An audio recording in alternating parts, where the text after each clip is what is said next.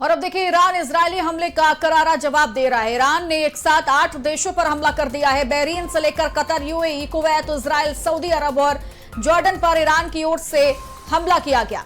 अमेरिकी सैन्य ठिकानों को ईरान निशाना बना रहा है। बहरीन में अमेरिकी हेडक्वार्टर पर हमला किया गया तो कतर में भी अमेरिकी एयरबेस पर ईरान ने जबरदस्त हमला किया है। और तस्वीरें भी आपको हम दिखा रहे हैं जहां पर अब इजरायली हमले का ईरान ने भी करारा जवाब देते हुए कुल 8 देशों पर हमला किया है, जिसमें बहरीन शामिल है। Qatar, UAE, Kuwait, Israel, Saudi Arab और जॉर्डन पर ईरान ने हमला किया है।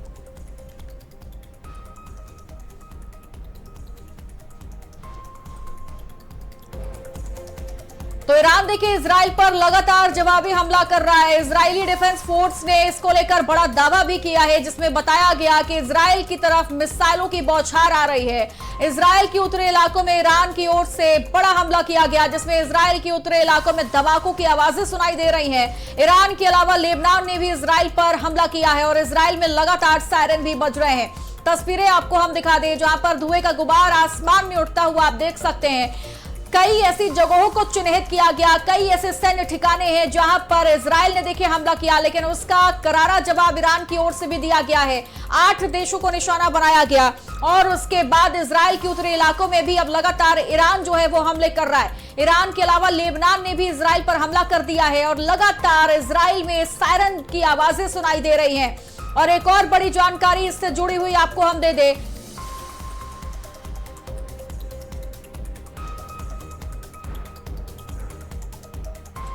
तो इजराइल ने भी देखिए ईरान पर हमला किया था और ईरान में कई जगह धमाके सुनाई दिए गए। तेहरान के साथ साथ कई इलाकों में इजरायली हमला देखने को मिला है। ईरान पर हमले के बाद इजराइल में इमरजेंसी घोषित कर दी गई है और ईरानी हमले से बचने के लिए यह बड़ी कार्रवाई की गई। इजराइल ने अपनी सभी हवाई सीमा को बंद कर दिया है और इजराइल के बाद ईरान ने भी एयर स्पेस बंद किया है और कई जगहों के साथ सैन्य ठिकानों को निशाना बनाया गया। और इसी खबर पर हमारे साथ डिफेंस एक्सपर्ट हरिमोहन हमारे साथ जुड़े हुए हैं। हरिमोहन जी, ये सवाल पहले से ही कहा जा रहा है कि तारीख जो थी वो पहले से तय थी और आज का दिन जो है वो ईरान के लिए, इजराइल के लिए, अमेरिका के लिए एक युद्ध के तौर पर आगे बढ़ता हुआ दिखाई दे रहा है। लेकिन क्या लग रहा है, पहला सवाल तो भारत से जुड़ी हुई ये प्रश्न मेरा रहेगा कि इसका असर भारत में कितना पड़ेगा, क्योंकि ये कहा जा रहा है कि कच्चे तेल की जो कीमतें हैं वो बहुत ज्यादा बढ़ने वाली हैं क्योंकि जलमार्ग पूरी तरीके से बंद कर दिया जाएगा। मैडम बहुत बहुत धन्यवाद।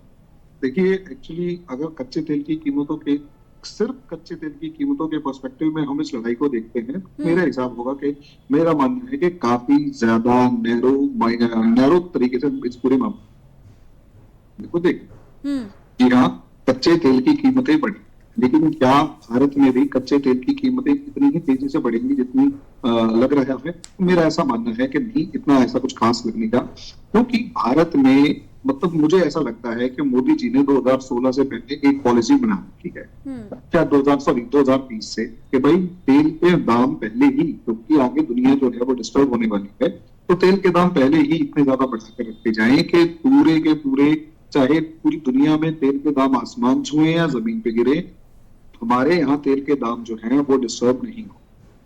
क्योंकि जब तेल के दाम अप्रोक्सीमेट $30-35 पर बैरल पहुंच गए थे, तब भी मोदी जी ने 75 रुपए से 100 रुपए के आसपास का तेल कर दिए थे। यानी गवर्नमेंट के पास सोर्स ऑफ रेवेन्यू जरूर है। हाँ, जब बाहर से तेल महंगा होगा तो हमारी सरकार की जो आमदनी है तेल से, उस पर जरूर असर पड़ेगा। लेकिन तेल के दाम एकदम से बढ़ेंगे उसके ऊपर मैं बहुत ज्यादा सा एग्री नहीं कर पा रहा, क्योंकि पहले ही बहुत ज्यादा, इससे ज्यादा बढ़ाने की सरकार रिस्क लेगी। दूसरा, क्या यहाँ पर तेल के अलावा बहुत फर्क पड़ेगा? तो जी हाँ, बिल्कुल फर्क पड़ेगा। एक, हमारे पूरे जो भी वेस्टर्न वाला बॉर्डर है उसके ऊपर डिस्टर्बेंसेस शुरू हो चुकी हैं। इजराइल ने ईरान पर हमला किया या ईरान ने इजराइल पर हमला किया, उससे ज्यादा हमें ये देखना पड़ेगा कि मोदी जी इजराइल होके आते हैं, जब मोदी जी वहां से वापस आते हैं अगले दिन ये हमला शुरू होता है, पहली बार।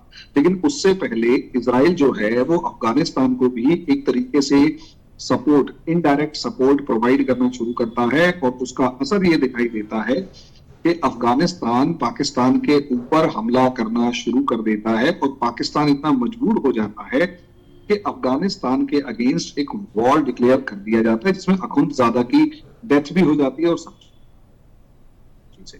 तो मेरा ऐसा मानना है कि हम इस पूरे मुद्दे को सिर्फ तेल के पर्सपेक्टिव में देखने की जगह पूरा का पूरा हमारा इंडिया का जो वेस्ट है वो दोबारा से डिस्टर्ब हो रहा है। केवल मिडिल ईस्ट नहीं, इस बार हमारा जो पश्चिमी पड़ोसी है वो भी पूरी तरह डिस्टर्ब हो रहा है। और अगर हम इस पूरी लड़ाई के ट्रैक को देखेंगे तो हमें दिखाई देगा कि जो लड़ाई इजराइल के अंदर 7 अक्टूबर 2023 को शुरू हुई थी वो धीरे धीरे धीरे भारत की तरफ बढ़ती हुई नजर आ रही है। इजराइल का पहले लड़ाई होती है हमास के साथ और ईरान के साथ उसकी लड़ाई होनी तय थी, लेकिन जैसे जैसे ईरान के साथ इजराइल की लड़ाई हो रही है उतनी ही स्पीड से अफगानिस्तान और पाकिस्तान की लड़ाई भी आगे बढ़ती जाए। अब ये कितनी लंबी चलेगी इस चीज पर डिपेंड करेगा कि भारत के पास अप्रोक्सीमेट 3 महीने के तेल का भंडार है। रशिया से हमारी अच्छी खासी तेल की आपूर्ति है। रशिया से जो तेल की आपूर्ति है, रशिया से तेल आ रहा है लगातार, वो थोड़ा ठीक है। आपको रोकूंगी क्योंकि इस बार देखिए एक और बड़ी जानकारी आ रही है। जहां ईरान पर हुए हमले के बाद ईरान की ओर से बयान दिया गया कि इजराइल को ईरान ने खुली चेतावनी दी है कि युद्ध की शुरुआत तुमने की है लेकिन खत्म हम करेंगे, अब इस युद्ध का अंत हम करेंगे। ये ईरान ने इजराइल को खुलेआम एक खुली चेतावनी दी है, जिसमें सीधे तौर पर इजराइल से ये कहा है कि युद्ध की शुरुआत भले ही इजराइल की ओर से की गई हो लेकिन इस युद्ध को खत्म हम ही करेंगे। तो हरिमोहन जी लगातार हमारे साथ बने हुए हैं।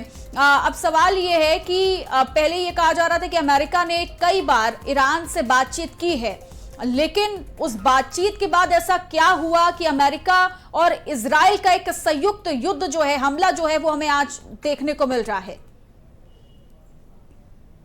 देखिए मैडम, सीधी सी बात यह है कि बातचीत, जब हम वर्ड यूज करते हैं बातचीत हो रही है, तो इसका मतलब है कि हम उसी शब्द के अकॉर्डिंग सब चीजें पॉजिटिव देखना शुरू कर देते हैं कि क्योंकि बातचीत हो रही तो सब चीजें पॉजिटिव हो। लेकिन नहीं, असलियत में जब बातचीत हो रही होती है तो हमें ये जरूर ध्यान देना होता है कि क्या बातचीत हो रही है। तो ये ध्यान रखना होगा। अमेरिका ने ईरान के सामने बातचीत के दौरान जो जो शर्तें रखी थी, उन शर्तों में सबसे बेसिक रिक्वायरमेंट जो थी वो इस तरीके की थी कि आपको ना तो जो मिसाइल प्रोग्राम है वो आपको बहुत ज्यादा long range missile programme develop करना पड़ेगा, न्यूक्लियर प्रोजेक्ट पूरा का पूरा बंद करना पड़ेगा, और भी ऐसी शर्तें थी जो किसी भी इस दुनिया के किसी भी सॉवरन कंट्री के द्वारा माना जाना आसान नहीं होता। हमें ये समझना, और क्योंकि हम कोई भी सॉवरन कंट्री नहीं मान सकता, तो ईरान के पास डू और डाई लाइक सिचुएशन थी कि या तो मानो या फिर मरो, और वो लड़ाई का जो ऑप्शन है वो इसी वजह से चुना। अब इसमें लड़ाई में सही कौन है गलत कौन है, तो मैडम ये तो एक महाभारत का ऐसा युद्ध है कि दोनों पक्ष इसमें आपको गलत ही मिल जाएंगे, दोनों पक्षों की गलती है। बस ये है कि जो जीतेगा वही अपने आप को सही प्रूव करेगा या क्लेम करेगा, और जो हारेगा वो अपने आप को कहीं ना कहीं ठीक है उसको प्रूव कर दिया जाएगा कि वो गलत। लेकिन आपको क्या लगता है ये आपका जो नेक्स्ट क्वेश्चन है वो पूछ लीजिए जी। हाँ जी बोलिए।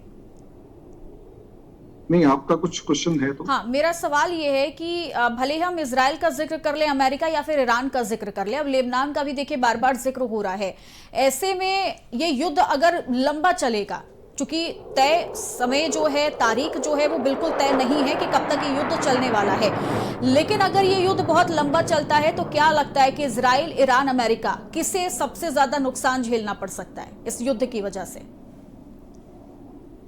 देखिए मैडम, अगर हम बात करें मैन एंड मटेरियल की, तो मैन एंड मटेरियल तो दोनों तरफ से जाएगा, इसमें कोई दो राय नहीं, अमेरिका को भी, इजराइल को भी, ईरान को।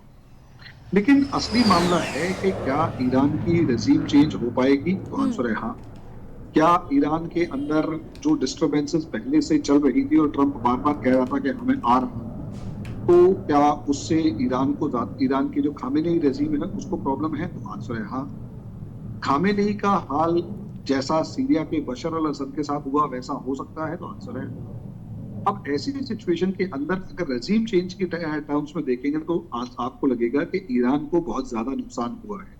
देखिए मिसाइल्स चल रही हैं, मैन एंड मटेरियल दोनों तरफ से प्रॉब्लम क्रिएट करेगा। हाँ, इस टाइम पर टेक्नोलॉजी अमेरिका और इजराइल के साथ है, तो अमेरिका और इजराइल को वो नुकसान कम होगा जो ईरान, क्योंकि हम देख सकते हैं प्रिसीजन जो है वो इजराइल का कहीं ज्यादा अच्छा है। ईरान तो एक जिसे कहते हैं बहुत ही पिछड़ी टाइप की एक टेक्नोलॉजी को यूज कर रहा है, सेकंड वर्ल्ड वॉर टाइम की, और कुछ टेक्नोलॉजी जो है वो 1970s के आसपास की है जो मिसाइल के अंदर यूज की जाती है। ठीक है, आपको रोकूंगी। एक और बड़ी जानकारी आ रही है, दर्शकों को दे देते हैं। जहां ईरान पर हमले के बाद अमेरिका की ओर से भी देखिए बड़ा बयान दिया गया, जिसमें ईरान के सैन्य ठिकानों को निशाना बनाया गया।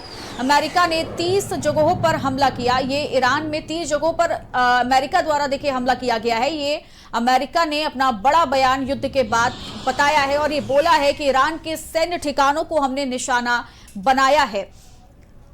हरिमोहन जी लगातार हमारे साथ बने हुए हैं। अमेरिका का बयान और निश्चित तौर पर नुकसान किसका होता है ये तो अभी बता पाना बेहद मुश्किल है, लेकिन क्या लग रहा है कि इस युद्ध में भारत को अपनी प्रतिक्रिया देनी होगी, क्योंकि समय को लेकर के भी हर किसी की निगाहें इसलिए टिकी हुई हैं, जैसा कि अभी आपने भी जिक्र किया था कि अभी वो इजराइल से होकर के प्रधानमंत्री नरेंद्र मोदी आए और उनके वापस लौटते ही ये धमाका विस्फोट युद्ध जो है वो शुरू हो चुका है। तो सवाल अब टाइमिंग को लेकर के भी बहुत ज्यादा उठ रहे हैं।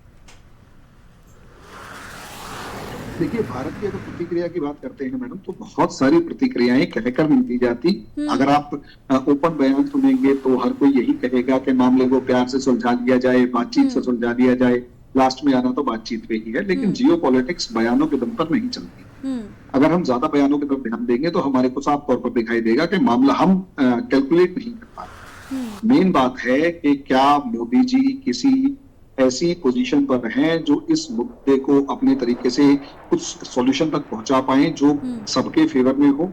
तो मुझे ऐसा लगता है कि हमें देखना पड़ेगा कि अल्टीमेटली दुनिया के अंदर जब रशिया और यूक्रेन वॉर चल रहा था, ऐसी सिचुएशन में इंडिया खुले तौर पर रशिया के साथ खड़ा होता हुआ नजर आता था और खुले तौर पर यह दिखाई दे रहा था कि इंडिया जो है रशिया से ऑयल इंपोर्ट कर रहा है, तेल खरीद रहा है, सब चीज। लेकिन रियलिटी ये थी कि इंडिया की एक ऐसी पाइवट पोजीशन थी, एक स्ट्रॉन्ग पोजीशन इस तरीके से थी कि रशिया के ऊपर सैंक्शंस भी थे।